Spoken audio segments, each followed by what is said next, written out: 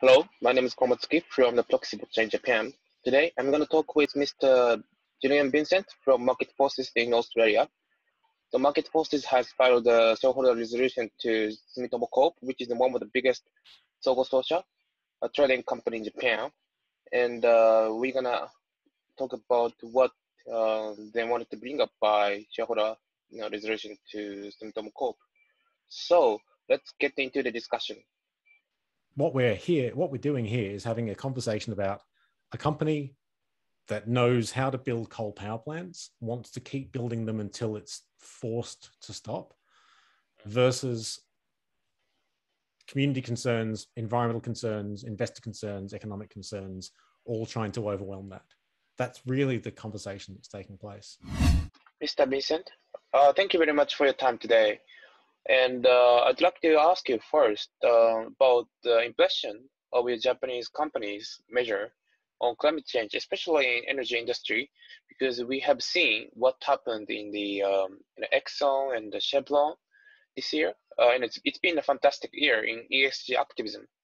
Could you share your views on Japanese companies, because you have filed a shareholder proposal to Sumitomo Corp this year? Sure. So if we look at the Japanese equivalents of Exxon and Chevron, which would be the likes of ENEOS, Idemitsu, Cosmo, Inpex,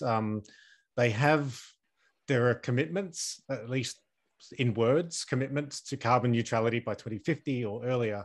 What we find is, though, these commitments are not about scope 3 emissions, they're about scope 1 and 2 emissions, which are those emissions generated in the act of producing, say, the oil and gas in this case, but don't necessarily account for the emissions downstream,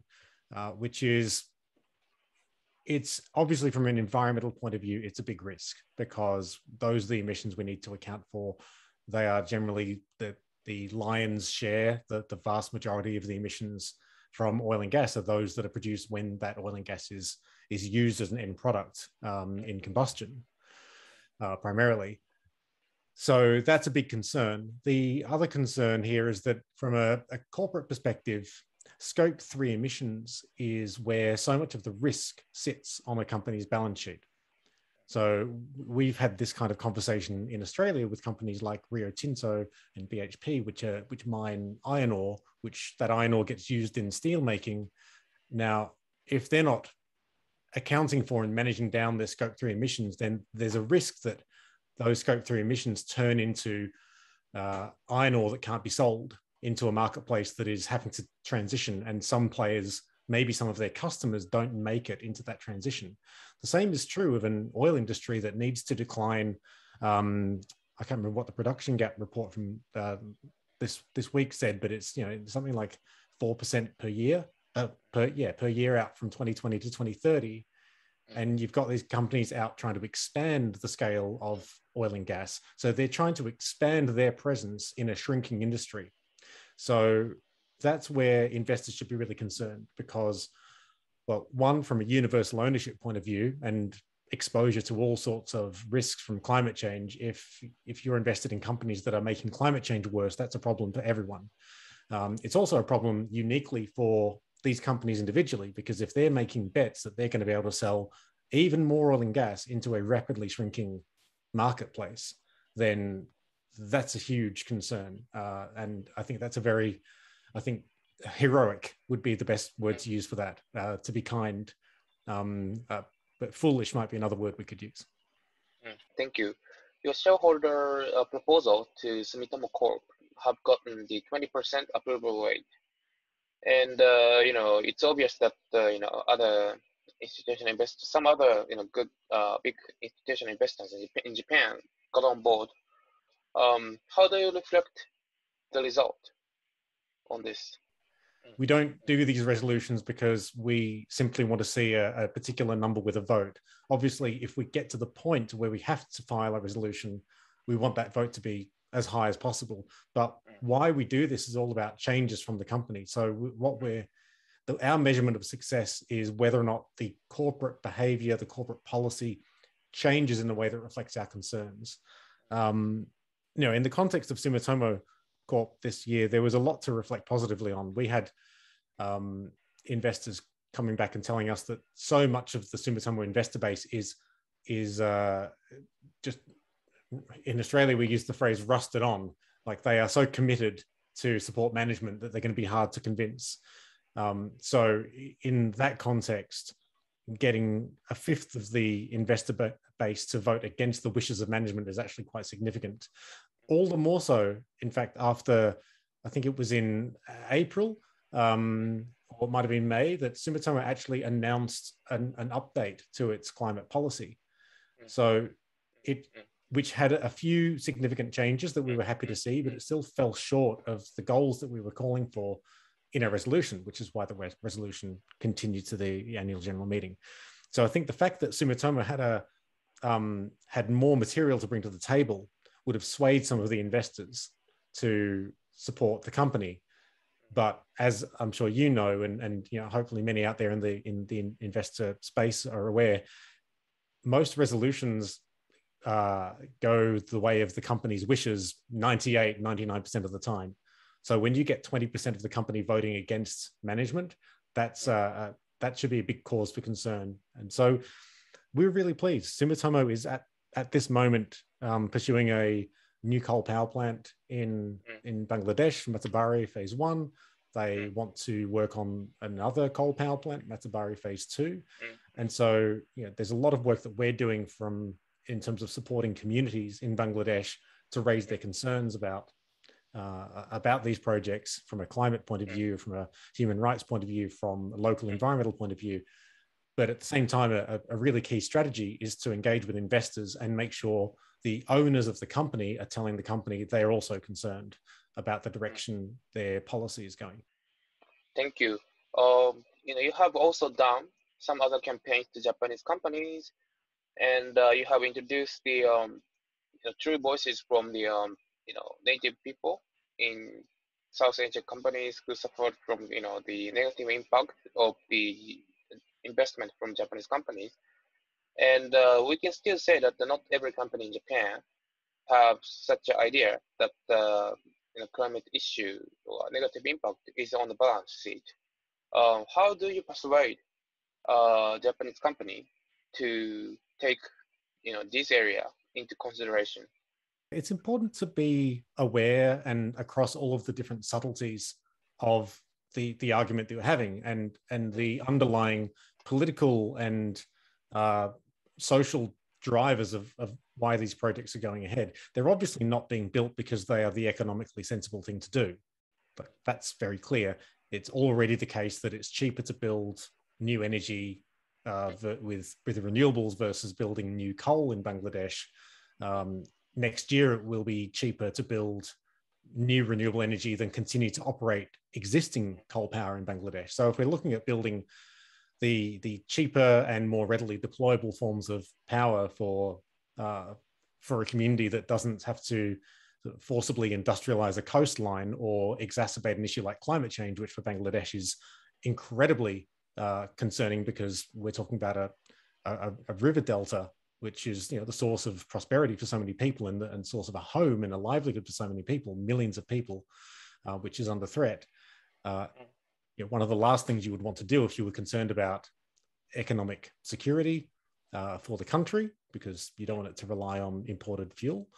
If you were concerned about energy costs, if you were concerned about environmental sustainability in the short and long term, you wouldn't be building coal power plants. So, you know, when we're engaging with Sumitomo, I think it's important that we understand we're not necessarily having a conversation about what is the right things to do for the communities, because they should know as well as anyone else that if you're interested in economic security, social security, environmental security, you wouldn't be building coal power plants.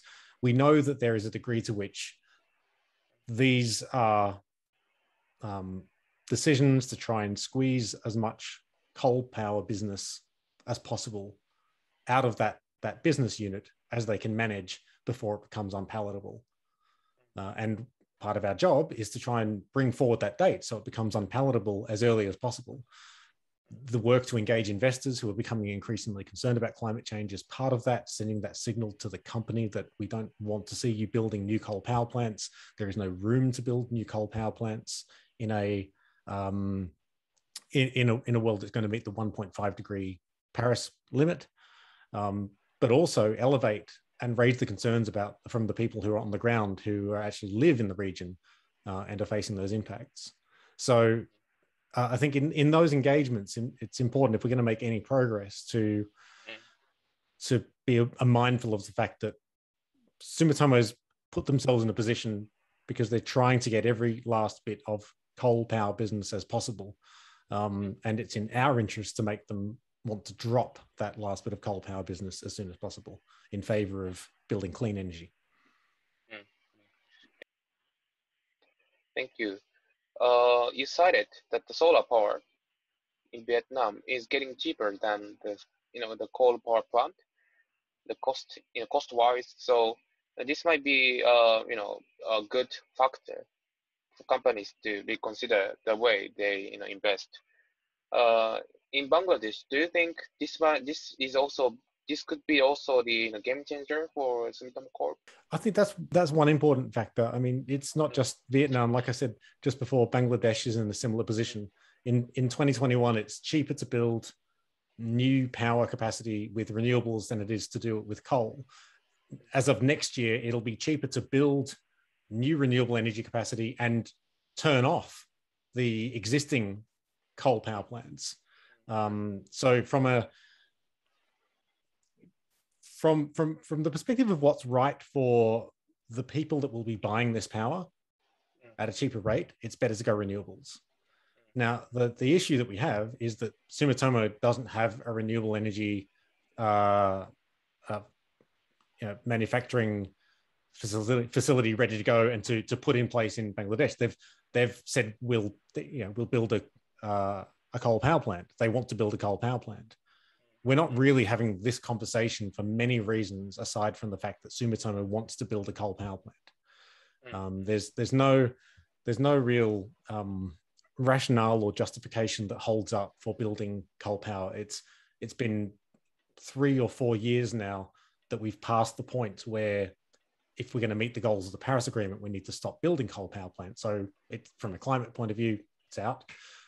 We've seen enormous damage that's been done to the coastal ecosystem and the rivers around Matabari Island, just from the phase 1 of the Sumitomo project. So from an environmental point of view, it's not helping at all. It's doing a lot of damage. It's keeping Bangladesh locked into a system where, at the moment, the country, the state, is already having to pay millions of dollars worth of capacity payments to coal power plants that aren't even being used. So it's not even using all of the coal electricity that's being generated, but the country is committed to pay for it. So that becomes a sovereign risk issue. And that sovereign risk issue gets exacerbated when you commit a country to be reliant on a fuel source, which, the price of which will fluctuate wildly from 1 year to the next. So from all those perspectives, you wouldn't do it. What we're doing here is having a conversation about a company that knows how to build coal power plants, wants to keep building them until it's forced to stop, versus community concerns, environmental concerns, investor concerns, economic concerns, all trying to overwhelm that. That's really the conversation that's taking place. And I would say the Sumitomo work has been very heavily led by concerns about coal power plants in Bangladesh. We've been working on public campaigns calling on Japanese companies and investors to avoid new coal power plants in countries like Bangladesh, Vietnam, and Indonesia. One of the challenges we face is the distance between where these projects are proposed to be built and where the companies and investors are. So while the work we do, we run these strategies to target and engage with investors in the companies so that our work, it's about changing corporate behavior through engaging shareholders to convince the management and the directors to change direction. But it's also really important to us that our work promotes and gives power and agency and a voice to people who would otherwise have to live with the impacts of this infrastructure, because that's, they're the people that have to suffer with it for 20, 30, 40 years. A week or so ago, we worked with a number of organizations around the world on a campaign called a Wave of Change, where around the world, activities in Italy, in Bangladesh, in Japan, in the UK, in the US, and many other places, all were calling on primarily JICA, but really calling on the drivers of finance and investments in new coal in places like Bangladesh and Indonesia to withdraw and take that money and put it into something more positive. So that's work that's really led by and driven by the concerns of people living in those areas whose voices otherwise aren't being heard. So I think that my message would be, it's one of warning. If you're not going to act soon, you've got a generation of intelligent, passionate, energized young people who are ready to take over.